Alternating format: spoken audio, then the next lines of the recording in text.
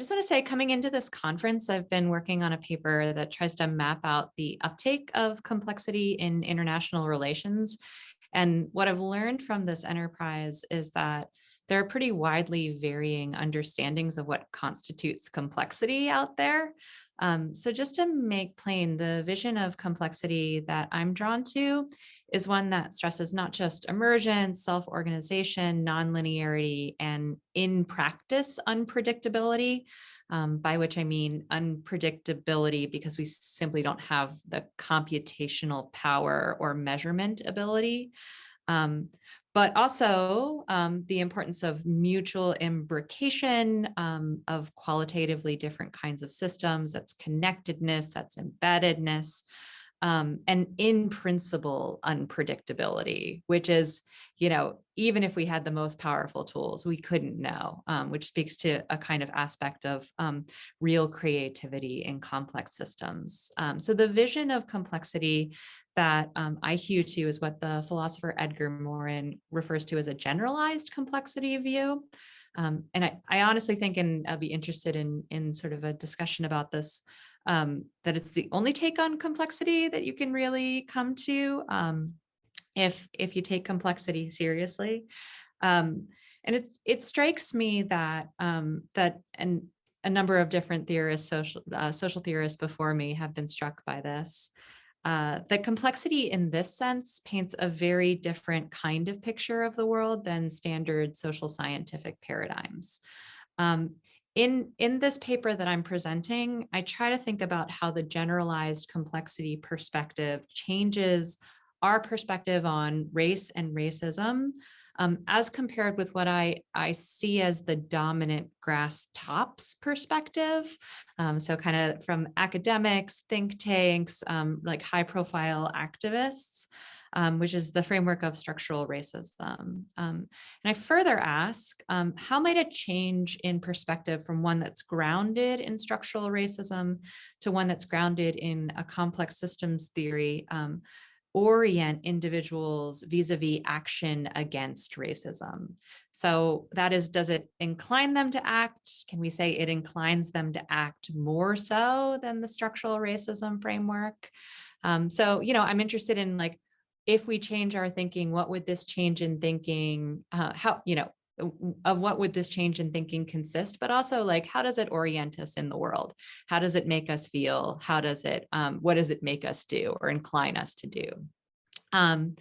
So fortunately, there are those who have theorized social inequalities like racism from a complex systems perspective. And the feminist Sylvia Walby is, I think, a pioneer here.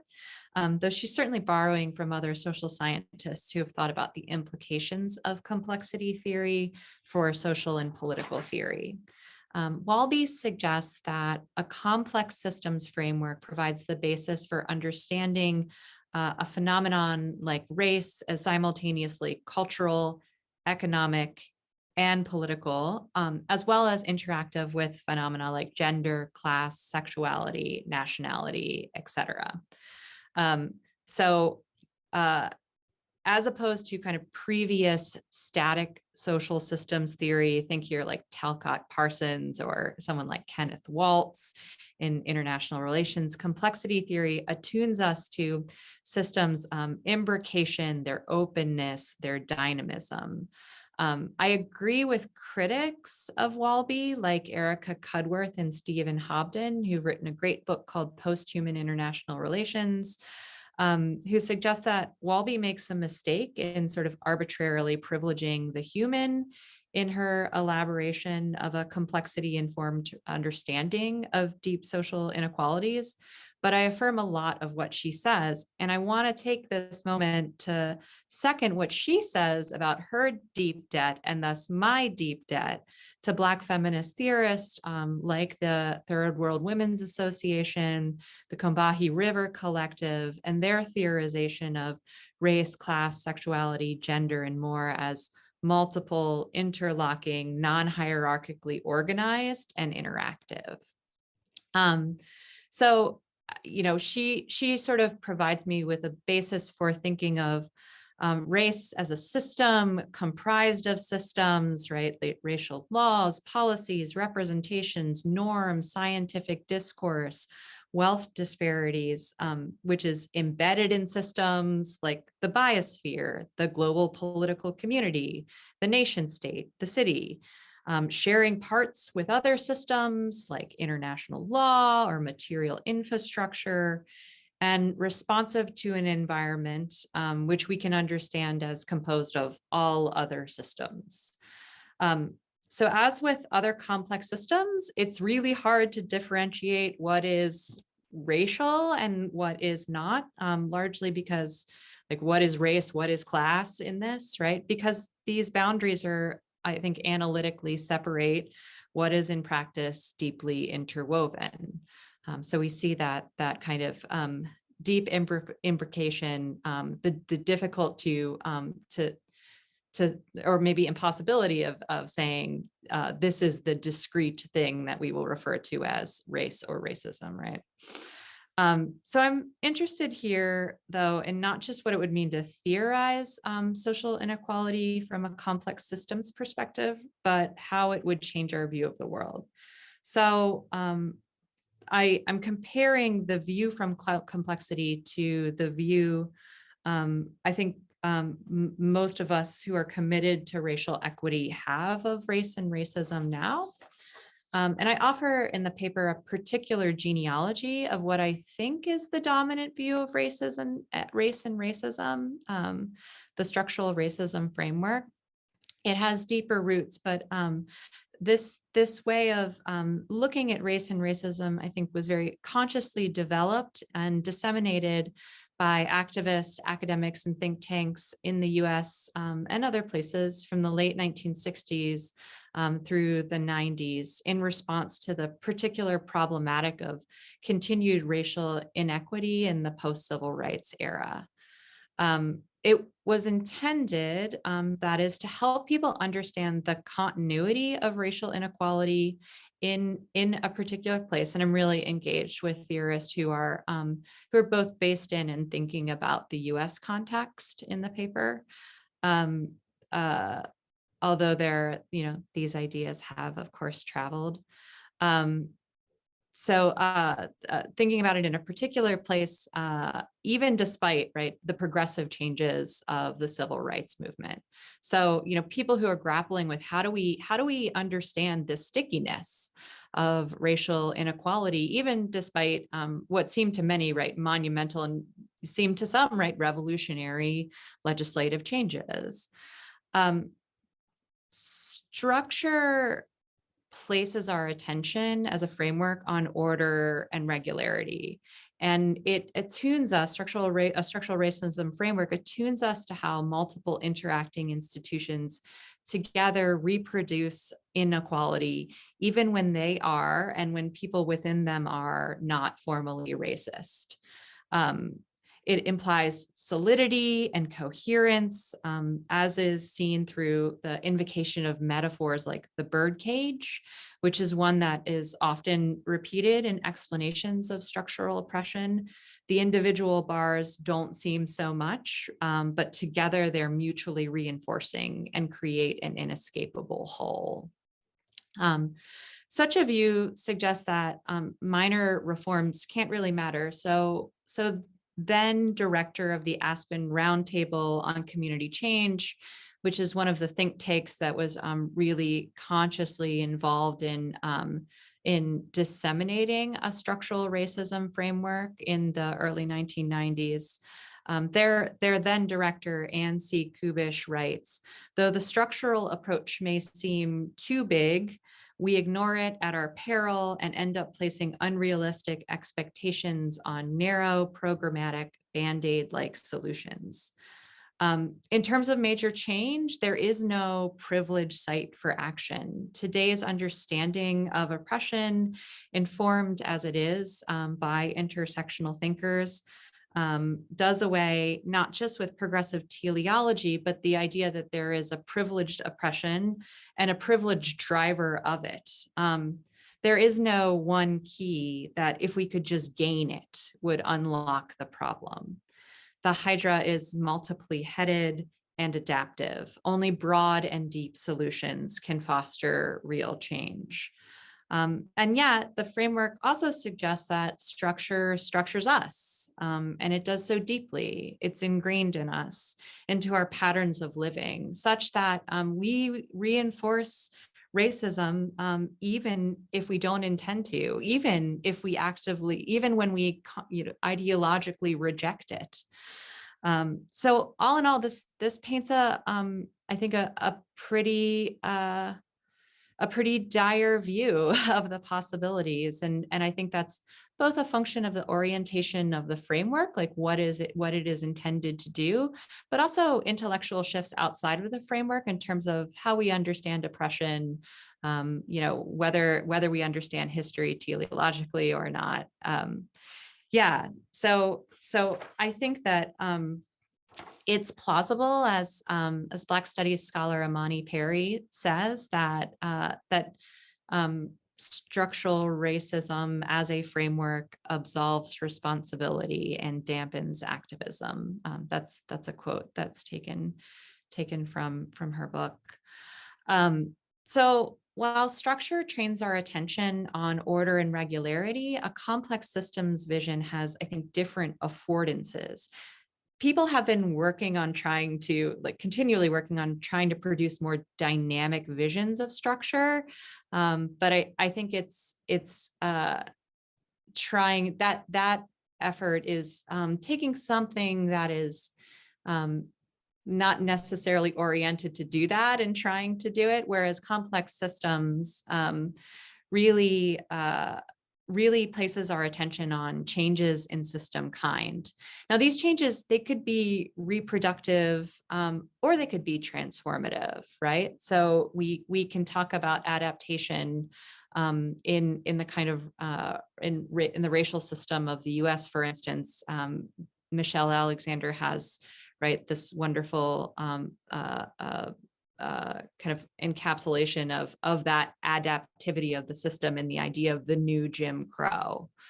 But I think that because it focuses us on changes in system kind, whether reproductive or transformative, it does help us see the dynamism of the system, even when its trajectory is remaining relatively stable. While structure presents interconnectivity as making a whole stronger than its parts, I think complex systems analysis attunes us to how interconnectivity can make for system vulnerability. Even things that seem conceptually and geographically far away and disconnected can throw a system out of joint, can catalyze changes. So as political scientists have talked about, international politics matters for domestic politics. Climate change matters for domestic politics. SARS-CoV-2 matters for domestic racial politics. There are more actors and more types of actors involved in making race and giving society structure at any given moment. And they're all unmasterable in different ways. Further, while I don't think a complex system perspective allows one to be optimistic from a racial justice perspective, I think it does allow for an agnosticism about the future that's hard to maintain from a structural perspective. From, I think, a structural racism perspective, reproduction is automatic, undisrupted, inevitable. And yes, complex systems are path dependent and adaptive and thus resilient, but they're also creative and they behave in unpredictable ways. And I really like Karen Barad here. And as a side note, while Barad works from a quantum ontology, I think her quantum philosophy has a lot of similarities with complex systems theory, which is not surprising because quantum physicists like Murray Gell-Mann were at the forefront of the complexity revolution. This other paper I'm working on suggests that those who are trying to develop a quantum social science and those invested in complexity really need to talk to one another. Barad says, causality is neither a matter of strict determinism nor one of free will. Intra-action always entails particular exclusion. And exclusions foreclose the possibility of determinism, providing the condition of an open future. But neither are anything and everything possible at any given moment.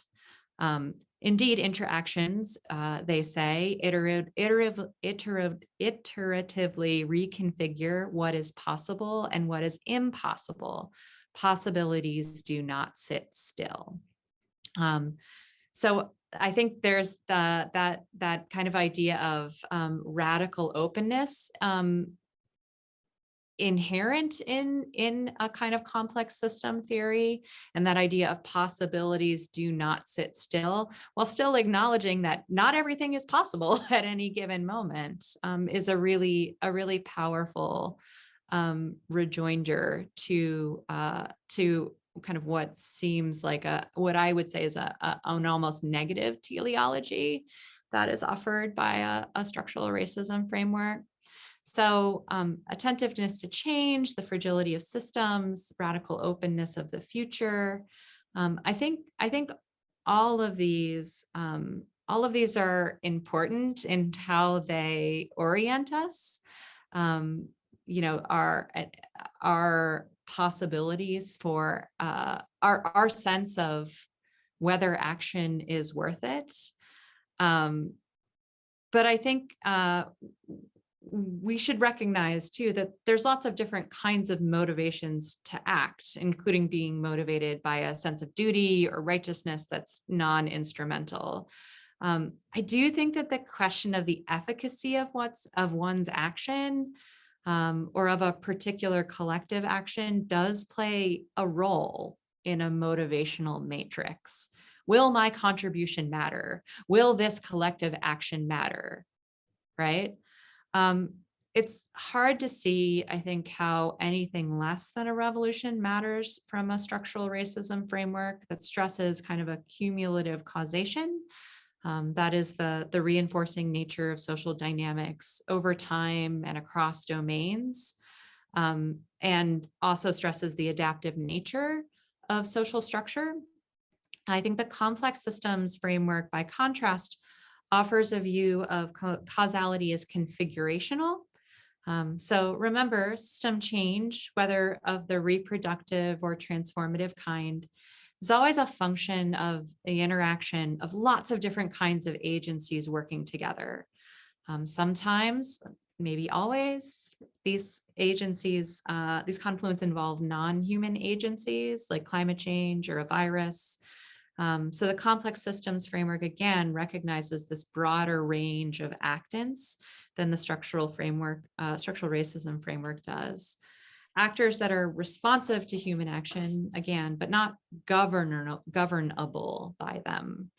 And stresses how human action, in conjunction with these non-human actants, can together produce what seems like a disproportionate relationship between cause and effect.